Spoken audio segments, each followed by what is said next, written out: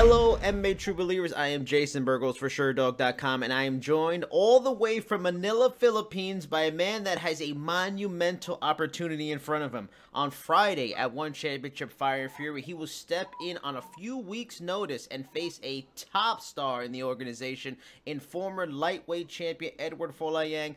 The man with this massive opportunity is Netherlands' own MMA Archangel Pieter Buist. Peter, thank you for the time. Just a few days before this big fight coming up, man. Yeah, I'm blessed. Now, before we talk about this fight coming up, I want to talk a bit about you. I want to learn about you, your path to the sport. Now, I appreciate how the One Championship website has like bios on every fighter on their fighter page, and you and I actually have something in common from what the bio says, and that being that we are both one of three boys raised by a single mother, which and we both like kung fu movies, which is interesting that we have that similar upbringing from very different parts of the world. Now, I wanted to talk about that because I grew up in a low income family. My mother did what she could to give us the best that she could, and we struggled a little bit. What was your upbringing like in the Netherlands with a single parent? Were there tough times for you growing up? Was it not that bad? It was pretty fun having two brothers and in that kind of situation. What was your life like growing up? Yeah, similar. It was sometimes hard. Always, it was always a poor situation. But my mother did her best to make it, the best situation there is. But that there wasn't money. My mother was on welfare, so single parent on welfare with three boys in a rough neighborhood. Yeah, it brings rough situations. But yeah.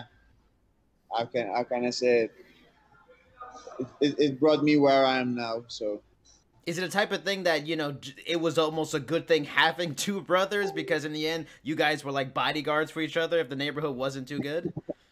yeah, we always fought each other, but when there were problems, we fought together. That's how brothers and siblings are, so I appreciate that. Yeah. Now, the bio also mentioned you have a background in judo, Muay Thai, of course, is a big thing, and you had a deal with your Muay Thai coach that you actually to get training, you actually worked for him. How did that come about that you worked for training in Muay Thai? Yeah, I started with judo, and I felt it wasn't everything I wanted in fighting. So, yeah, I grew up in Holland, in Breda, and it's in Breda. There's the gym where Ramon Dekkers lives and everything. So in our neighborhood, kickboxing was a big thing next to soccer. So I started with Muay Thai at the age till 12, I think. But the monthly fee for the gym was too expensive for us to pay.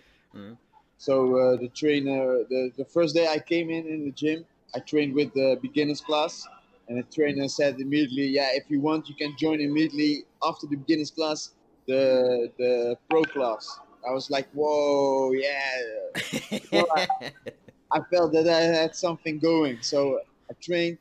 I called my mother, "Ma, I will be coming late today because the trainer invited me to join the pro class right after the beginners class."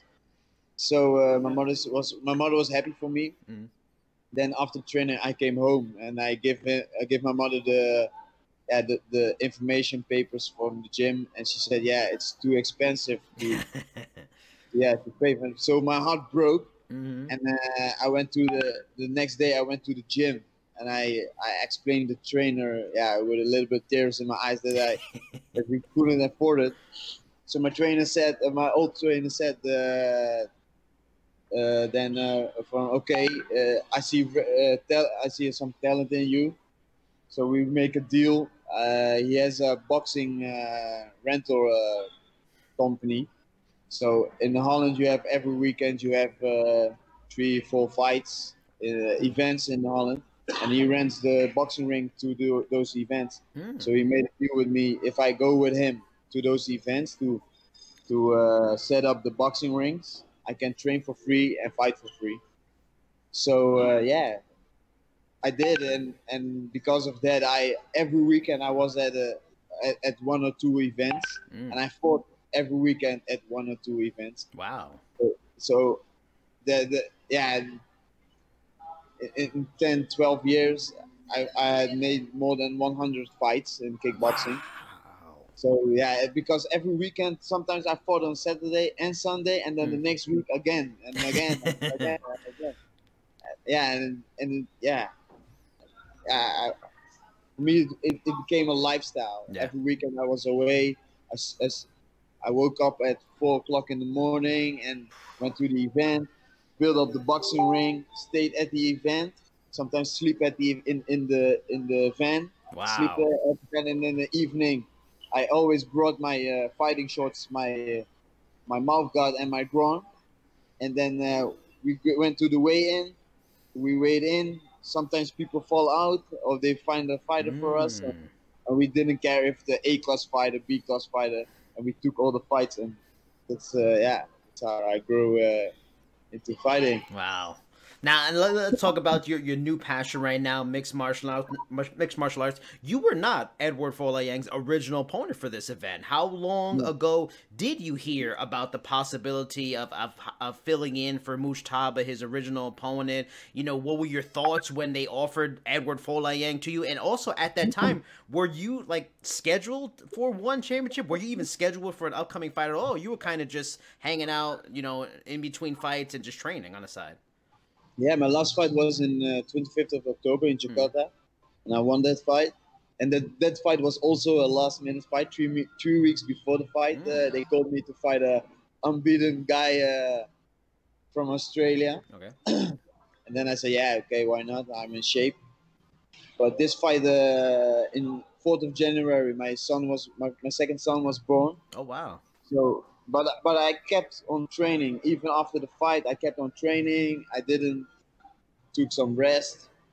When my son was born, my son was born on a Saturday. Sunday, I took some rest. Monday, I took some rest, and Tuesday, I trained again. So we were training already. We were in shape. Right. I had a little bit more rest for myself because my last 2 fights, I was a little bit overtrained. To be honest. So when they called me, my manager called me and he was like, "Yeah, we one is offer you again a last minute fight." I'm like, "Oh man, okay." So I thought, okay, 4 weeks or so something. So I said, when is it? In 2 weeks. I was like, 2 weeks, okay. Against Eduard Folayang in the Philippines. I'm like, okay. And you know, my fighter side was like, fuck yeah.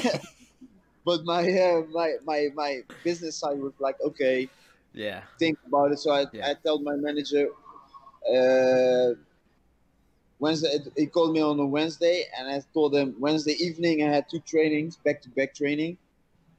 If those trainings go well, I will take the fight. So I did those 2 training, and I felt awesome. I felt great. I felt sharp. The condition was good. And I called my manager, and I told him, call ONE FC, tell them I will beat Folayang. Now, this is a monumental opportunity for you, like I mentioned in the opening, in getting to fight one of the biggest stars in the company, in his home country, a place that one championship goes to all the time because of the Team Lakai guys.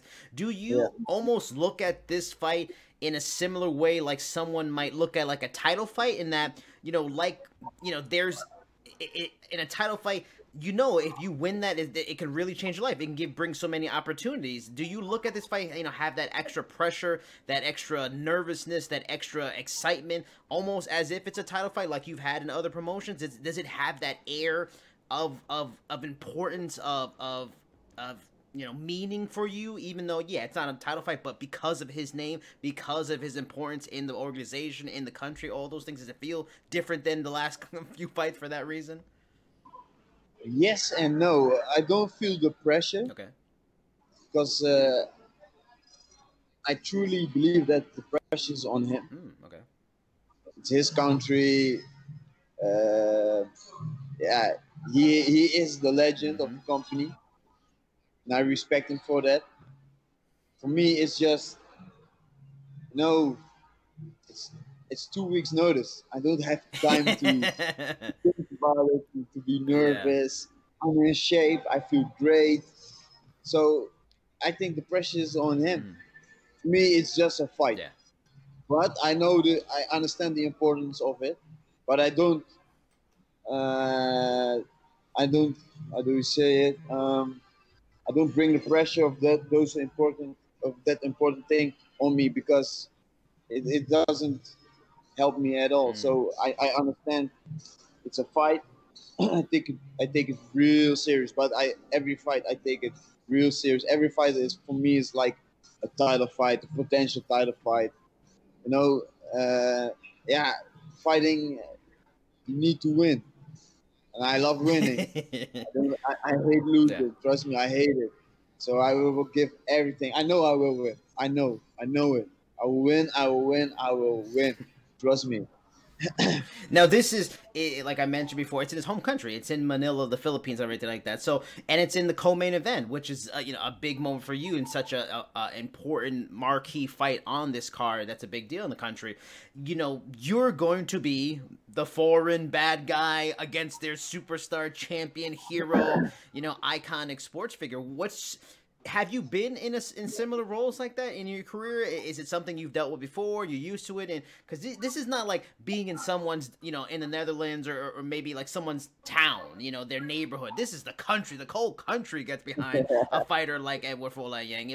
Are you excited about that? Like, I'm gonna play the bad guy. I'm gonna play Thanos here. I'm gonna be the bad guy. Is there fun in that for you? Thanos wins in the beginning. So yeah, I understand it. I don't feel like a bad guy, but hey, if I must be the bad guy, I will be the bad guy. As long as I win. Yeah. I'm here to win. I will bring hell. Trust me. Mm. Trust me, I will bring hell.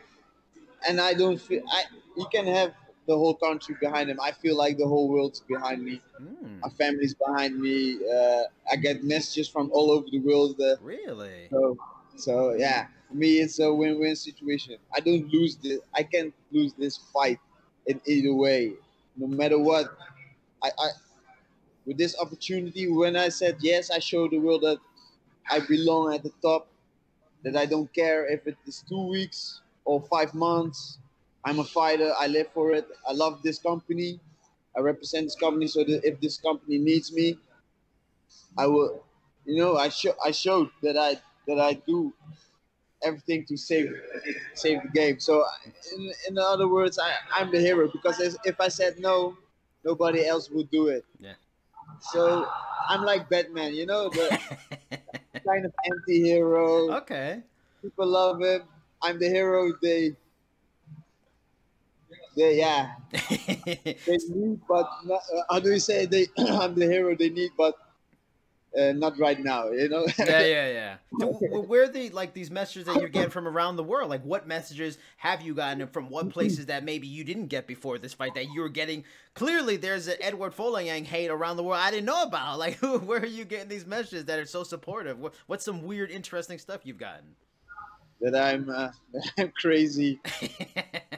That I'm a real fighter. That a lot of people said no, Mm-hmm.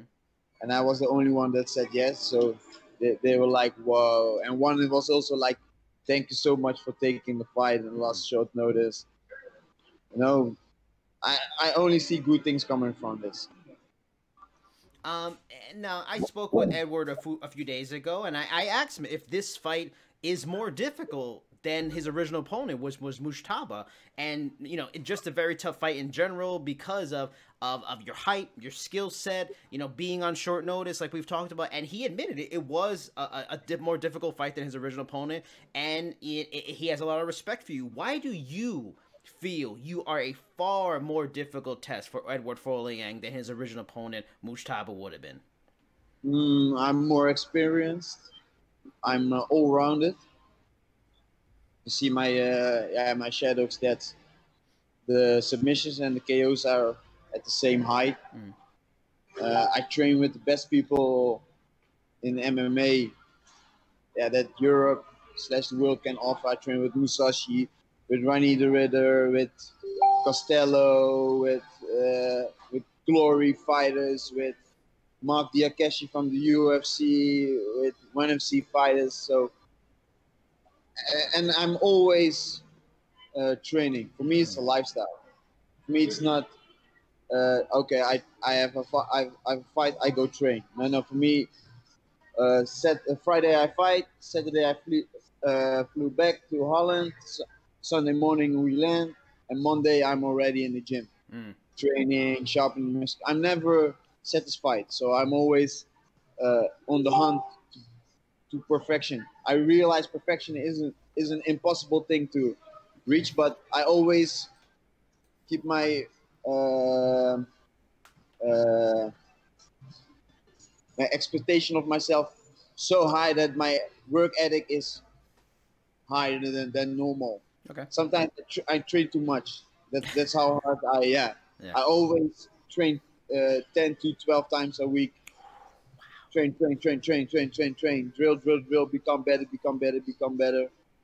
And at our gym at Combat Brothers, we also have a lot of grapplers who are at competition level and always fighting in competition. So everybody's growing, and that's perfect for me. Every nose is at the same area. We always have the same mission. So my strength conditioning coach has the same mission. My training partner has the same mission. Everybody's in shape. Everybody's helping each other. So I always eat clean. Yeah, for me it's just lifestyle. Edward also, he mentioned, that you both, are skilled strikers. We talked about that on both levels, Yes. and it will be it will be a test for each of you in terms of your striking ability, and that this, he also mentioned, is still an MMA fight. Do you feel, mentioning all those people you work with, all those skilled strikers that you work with, do you feel like your striking is that at that kind of level that you may force him, the Wushu champion, to maybe go for some takedowns in this fight? Yeah. With my last fight with Caruso, I had the same thing. He was a pro boxer and everything, but yeah, I really, I noticed that he was really eager to go to the ground with me, and yeah, I felt that. And everybody knows Dutch kickboxing. Mm-hmm. Everybody knows the Dutch kickboxing is no. We're always humble in Holland, but everybody knows that we can kick ass. And if people don't believe it, hey, watch the K1 times. There were 14 K1 events, and I think 12 were won by Dutch guys. So, and those Dutch people who won the K1, 90% trained in my area, in my gyms where I train. So, the level where especially in stand up, the level where I train with, I don't fear anybody standing up. On the ground, not so. For me, it's also not a problem. But I don't have I don't have the time to show it a lot. But maybe this fight.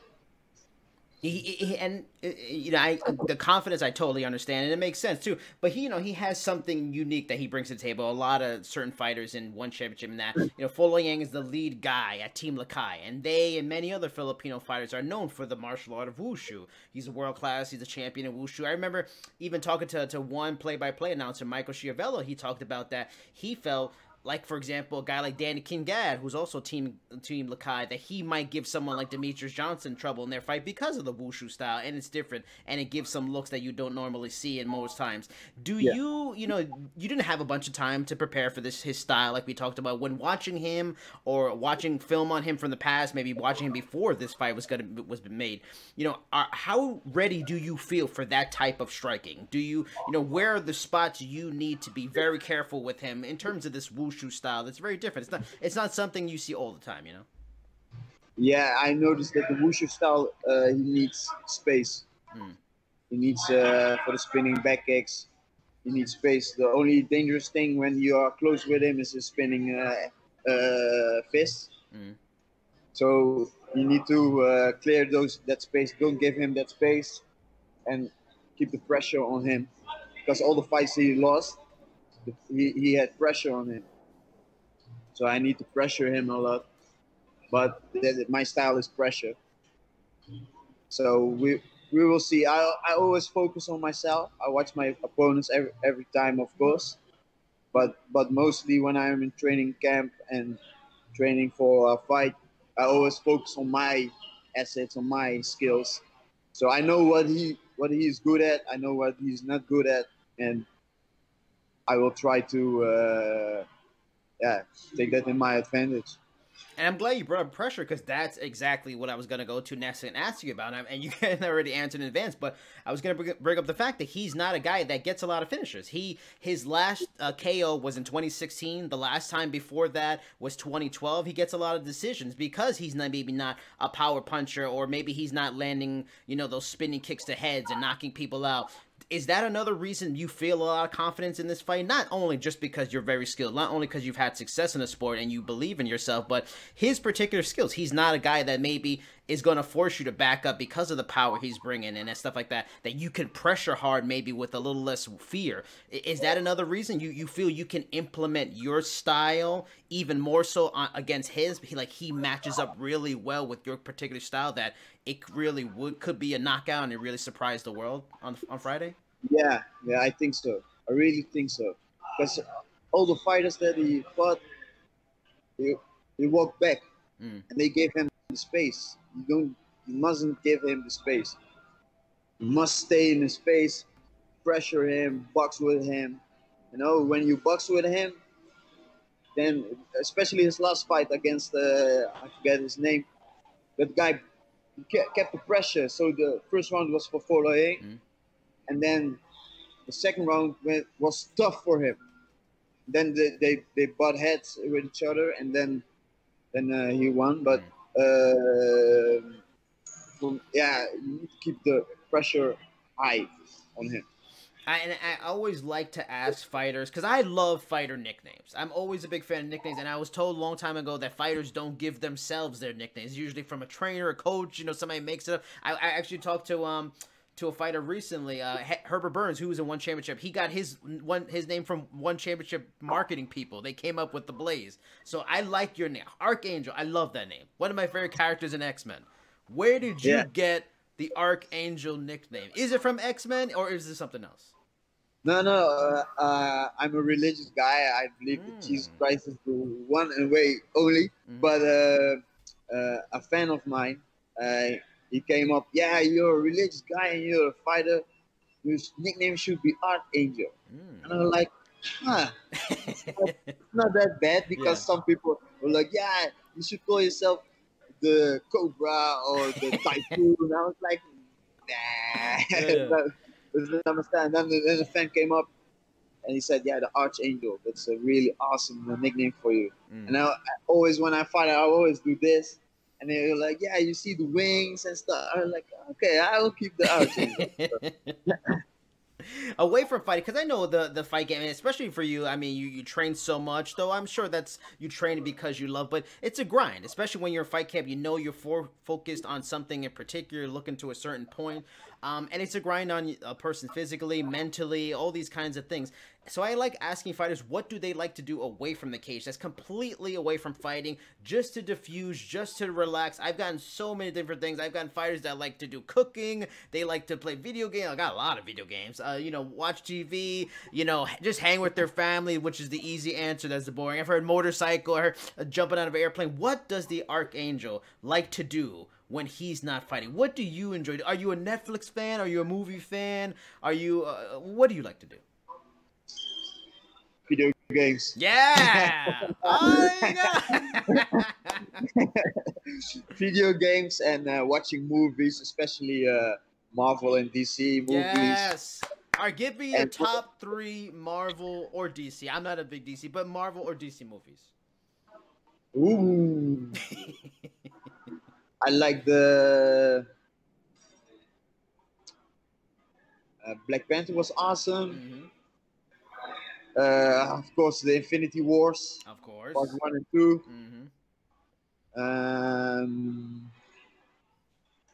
Yeah. Oh man, that's an asshole question. All the movies are All the movies are awesome. Yeah. Which, all right, I'll make it easier. Which The Marvel Joker, DC movie? Joker I really liked. Okay, all right. Which ones? But which ones? This should be easier. Which ones do you really hate? Ooh. That's up too.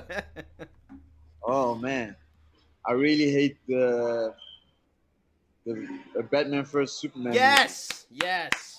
Because the Man of Steel, the first one was like, what? I was like, okay, this director needs to make Dragon Ball Z. Ah, okay. Because the Man of Steel movie was like they were clashing, bam, bam, bam. Especially the fight when he's fighting the two Kryptonians in the small city, and that woman when he fought the military guys, she was like, I was like, whoa, what the fuck? But then Batman vs Superman came out, and I read the strips, and I saw the comic movie, and it was awesome. When in the comic movie Bruce Wayne was old. Oh yes, The Dark Knight. Yeah, that's a classic comic. That's an awesome comic. It was awesome. Yeah. But then that movie came out, and I was like, what? Doomsday is a Kryptonian. I was like, what?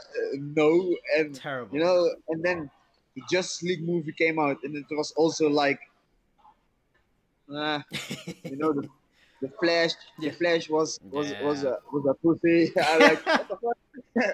I was like, what the fuck? The Flash is an awesome guy. Now it was like the only two DC movies I really liked was Man of Steel, Aquaman, the Dark Knight. Shazam. The Dark Knight's got to be in there, right? Yeah, but the Dark Knight isn't. It's DC. It's Batman. It's other universe. The Dark Knight is more the universe. If what if there's that's true. In our life a billionaire who suits up and has the most awesome jets? It's more realistic. Yeah.